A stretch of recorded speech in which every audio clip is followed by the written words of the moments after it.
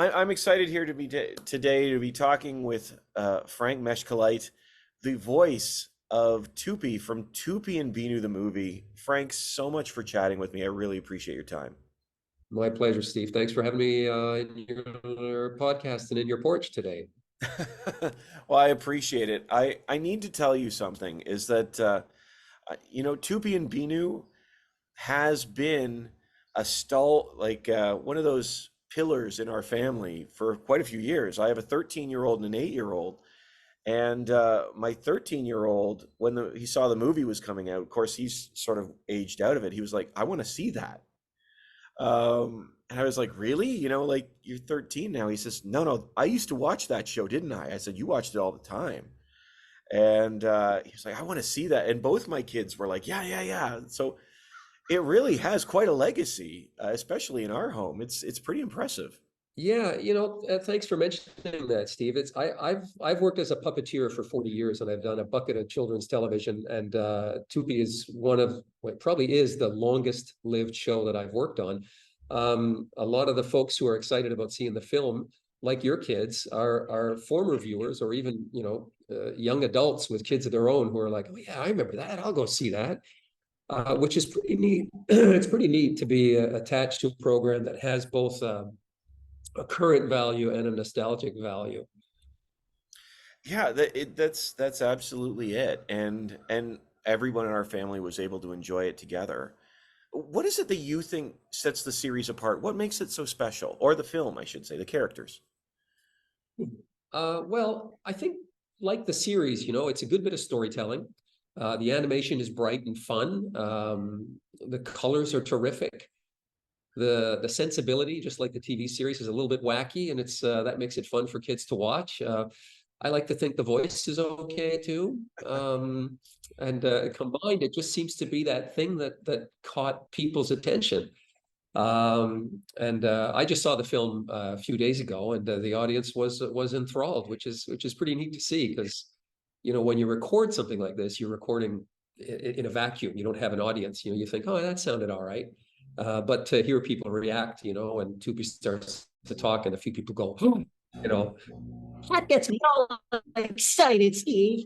so it's pretty cool to see and be a part of. First of all, I love hearing the voice. It's so much fun. For you, you've voiced Tupi now for over 10 years. I was wondering, for your perspective, what sets him apart? What is it about his character that you enjoy playing so much? Well, a number of things. First of all, the sort of freedom that I have with the voice, because Tupi's a bit unhinged already, so if there's a bit of improvisation that comes to mind, it usually ends up making the cut, which is exciting as a performer. And also I think the intensity, like the contrast between Tupi's 11 out of 10 level of life, of living, and Binoo's sort of like, oh, all right, here we go again, sort of just following his buddy Tupi around. Though I'm pretty sure Binoo's the brains of the outfit, really. But Tupi has these inspirational ideas, and Binoo goes along for the ride, and it's a classic sort of in a way a Laurel and Hardy kind of relationship between the two. And I think the show's had this great lifespan because it's fun to watch. The stories are easy to understand. It's lovely to look at. The colors are terrific, and Dominic Cholin and Raymond Lebrun should be complimented. I take my hat off to them for creating a series. I don't have a hat. I'll get it for them later. They should be complimented for making a series that is so delightful to such a wide age span. Absolutely. And the you mentioned about the colors.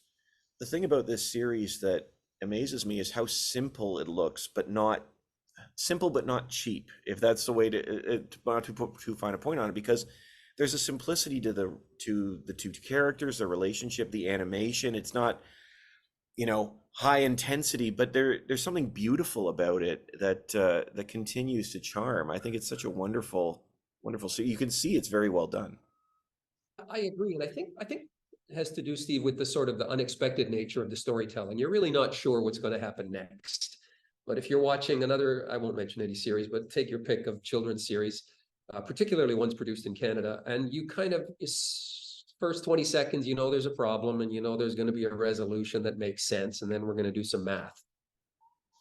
Toopy, on the other hand, is just this sort of wild carnival ride, and you're never quite sure what's going to happen next. And I think that's part of the appeal for sure.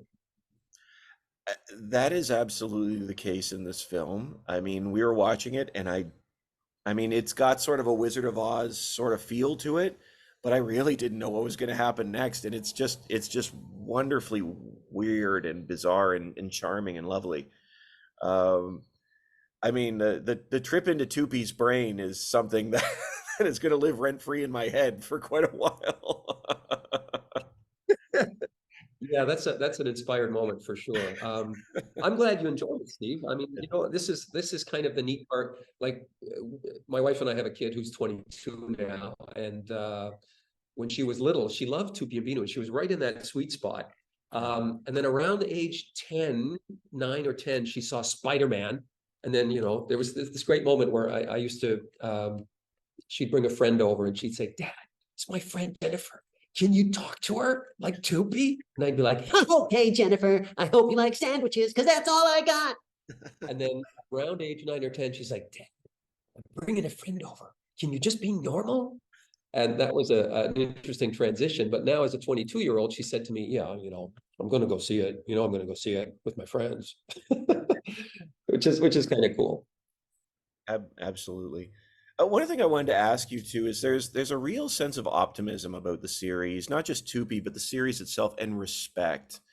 You know, this is a series that if you have somebody hasn't seen it before, it's not, and I quote, preachy. It's not a preachy show in any way, but there's a very positive vibe to the way the series unravels. I was just wondering if you could talk about that and why that's exciting for you. Well, I guess you can parse a show any way to find the value for you personally. The fact that Tupi really likes broccoli, for instance, I always thought was kind of fun and funny.